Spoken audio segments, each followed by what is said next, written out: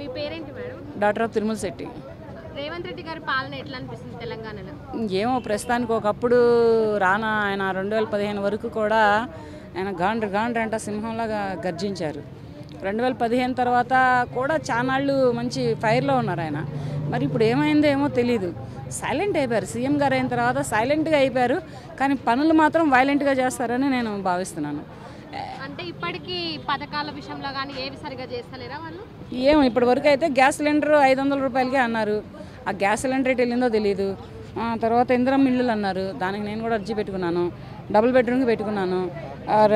ఎవరు మన రాజశేఖర రెడ్డి గారు ఉన్నప్పుడు కూడా పెట్టుకున్నాను. అప్పుడు రాలేదు. తర్వాత డబుల్ బెడ్రూమ్లో పెట్టుకున్నాను 2015లో. అప్పుడు రాలేదు. తర్వాత మరి ఇప్పుడు 2023లో ప్రజాపాలన అని పెట్టి దాని ద్వారా పెట్టించారు. దాంట్లో అయితే నేను పెట్టుకున్నాను. ఆయన రేవంత్ రెడ్డి గారు సీఎం గారు అయిన తర్వాత గ్యాస్ సిలిండర్కి పెట్టుకున్నాను, కరెంటు బిల్లుకి పెట్టుకున్నాను. ఆయన పెట్టిన 6 పథకాలలో రైతు బంధువునైతే నేను కాను. రైతుగా నాకు అర్హత లేదు. నాకు ఇక్కడ గజం కూడా స్థలం లేదు. నేను ఇప్పటికి కూడా రెంట్లు కట్టుకునే ఇబ్బందులు పడుతూ బ్రతుకుతున్నాను. దాని మీద నేనేం పెట్టానంటే చిన్న ఏదైనా ఉండడానికి ఒక గూడు, ఒక నీడ లాంటిది ఏమైనా ఏర్పాటు చేస్తారేమో ఈ ప్రభుత్వంలోనైనా. అంటే రేవంత్ రెడ్డి గారి హయాంలో, కాంగ్రెస్ ప్రభుత్వంలో చాలా జరిగాయి. ఈయన హయాంలోనైనా ఏమన్నా కొంచెం న్యాయం జరిగిద్దామోనని ఒక ఆశతోటి రేవంత్ రెడ్డి గారికి ఓటేసుకున్నాం. ఈసారి అతన్ని తెలంగాణ రాష్ట్ర సీఎంగా ఎంచుకున్నాము. కానీ ఇతను ఎంతవరకు న్యాయం చేస్తాడా అని వెయిటింగ్ ప్రస్తుతానికి. కానీ అతను ప్రస్తుతానికి అయితే సైలెంట్ అయిపోయారు. ఎందుకో ఒకప్పుడు గాండ్రమంటే గర్జించే పులి ఒక్కసారిగా సైలెంట్ అయిపోయేటప్పుడు ప్రజలు అయోమయం అయిపోతున్నారు. పాలన నిండింద చల్లగా సప్పగా ఉంది. పులి ఎందుకు బ్యాక్ అడిగేస్తుంది, ఎక్కడ పంజాబ్ విసరటానికి వేస్తుంది అని సైలెంట్ అయిపోయింది. ఫ్రీ బస్సుల గురించి ఏమనుకుంటున్నారు మీరు? ఫ్రీ బస్సులు పర్లేదు, సిటీ వరకు ఫ్రీ బస్సులు పర్లేదు. ఇక విలేజ్లు అదర్ జిల్లాలు అంటే మాత్రం కొంచెం ఇబ్బందిగానే ఉన్నాయి. అవి ఏంటంటే అక్కడ ఆ టయానికి దొరికినాయి ఏంటంటే జనాలు ఇరగ తీసుకొని ఎక్కుకుంటా తొక్కుతున్నారు. ఒకళ్ళని తొక్కుంటూ ఒకళ్ళు ఎక్కుకుంటున్నారు. అంతవరకు కూడా పర్లేదు. ఫ్రీ బస్సు వరకు అయితే పర్వాలేదు. కరెంటు బిల్లులు ఉన్న వాళ్ళకి కరెంటు బిల్లులు వచ్చినాయి, లేని వాళ్ళు కరెంటు బిల్లులు కడుతున్నారు. ఫ్రీ గ్యాస్ అయితే 500కి గ్యాస్ అయితే లేదు. ఇక ఇందిరమ్మ ఇళ్ళు దానికి కూడా నేను పెట్టాను ప్రస్తుతానికి. అది ఏంటంటే ఈయన దగ్గర ఒక ఇది జరుగుతుంది.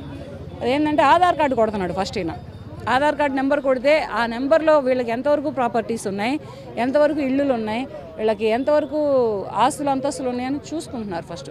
ఇది ఒక్కటి ఏంటంటే కొద్దిగా సహజంగా న్యాయంగా ఉంది. ఈ ఆధార్ కార్డు నెంబర్ కొట్టడం వలన వాళ్ళకి ఏమున్నాయి ఏంటనే తేలిపోతే వాళ్ళలో ఎవరు నిరుపేదలు, ఎవరికి ఇల్లు లేదు, ఎవరి వరకు పేదవాళ్ళు అనేది చూసుకొని ఆలోచించుకొని ఇల్లులు ఇస్తారనమాట. ఇంత ముందుల ప్రభుత్వంలో అలా లేదు. ఆయన డబుల్ బెడ్రూమ్ ఇస్తాను అండ్ తర్వాత దళితుడిని సీఎం చేస్తానని ఎక్కారు. కానీ అవి రెండు ఇవ్వకపోయింది కాకుండా అతను ఏమేం చేశారంటే భగీరథాన్ని దింపారు, వాటర్ భగీరథాన్ని. తర్వాత రింగ్ రోడ్లు వేశారు, అవుటర్ రింగ్ రోడ్లు వేశారు. అవన్నీ వరకు కొంచెం రోడ్ల వరకు పర్వాలేదు. అంటే చిన్న గల్లీలు, చిన్న ఇళ్ళు మాత్రం ఈ వర్షాకాలం వచ్చినా వరదలై డ్రైనేజీలు ఇవన్నీ పొంగుతూనే ఉన్నాయి. దానిట్లో కొట్టుకుపోతున్నారు. బళ్ళు కొట్టుకుపోతున్నాయి, ఇళ్ళు కొట్టుకుపోతున్నాయి, మనుషులు కొట్టుకుపోతున్నారు, పిల్లలు కుక్క నక్క అన్నీ కొట్టుకుపోతున్నాయి లోతట్టు ప్రాంతాల వరకు. ఆ లోతట్టు ప్రాంతాలలోనే రెంట్లు ఎక్కువ ఉన్నాయి. ఫస్ట్ మెయిన్ కిరాయిలు ఎక్కువ ఉన్నాయి. ఇట్లా ఈ కిరాయిలు కట్టుకుంటూ ఎంతవరకు పేదవాళ్ళు బ్రతుకుతారు? ఒకటి అతను కేసీఆర్ గారు ఏం చేశారంటే రోడ్ల వరకు వేశారు, వాటర్ భగీరథాన్ని దింపారు. కానీ పేదవాడి వరకు ఎంతవరకు న్యాయం చేశాడు? ఇప్పుడు ఉన్నవాడు ఒకడు వేస్తాడు, లేకపోతే పోతే ఓటని వాడు గడిచిద్ది కనుక వాడు ఉంటాడు. కానీ ఈ పేదవాడు ఏంటంటే ఈ ఓటేస్తే నాకు న్యాయం జరిగిద్దేమో, ఈ ఓటేస్తే నాకు నాయకుడు వచ్చి నాకు ఏమన్నా చూస్తాడేమో, నాకు పింఛన్ ఇస్తాడేమో, లేకపోతే నాకు ఉండడానికి ఇంత గూడు నీడని ఏమైనా ఏర్పాటు చేస్తాడేమో అని ఆలోచనలు పెట్టుకొని ఆలోచించి ఎవరికి వేస్తే ఓటు నాకు ఒక ఉపాధి కలిగిద్దా, ఉండడానికి నీడ దొరికిద్దా అనే ఉద్దేశాలతోటి ఓట్లు వేస్తారు ప్రజలు. కానీ ఈ పేదవాళ్ళకే అన్యాయం జరుగుతుంది. ఎక్కడైనా కానీ పేదవాళ్ళకే అన్యాయం జరుగుతుంది. ఉన్నోడే రాసుకుంటున్నాడు కానీ పేదవాడికి ఇట్లా కనీసం ఒక మంచినీళ్ళ చేయని కూడా ఇలా రాయట్లేదు. ఈ రాయలేని టయాలలో ఇతను బెడ్రూమ్లు ఇచ్చారు, డబుల్ బెడ్రూమ్లు ఎంతమందికి ఇచ్చారు? లక్కీ డ్రా తీసి ఇచ్చారు. అదే ఏమన్నా భాగ్యలక్ష్మి బంపర్ రానా? టికెట్ కొనుక్కున్నామా మేము, మాకు లక్కీ డ్రా తెలియదు, లేకపోతే లేలో 10 రూపాయలు పోయినా అనుకోవడానికి. అలా కాదు కదా. పేదవాడైన ప్రతి ఒక్కడు ఇంటికి అర్జీ పెట్టుకున్నాడు. నువ్వు ఎంతవరకు న్యాయం చేసావు? ఎవరికి న్యాయం చేయలేకపోయారు. ఎవరు బీఆర్ఎస్ ప్రభుత్వంలో మాత్రం డబుల్ బెడ్రూమ్ ఇళ్లలో మాత్రం చాలా వరకు అన్యాయం జరిగింది.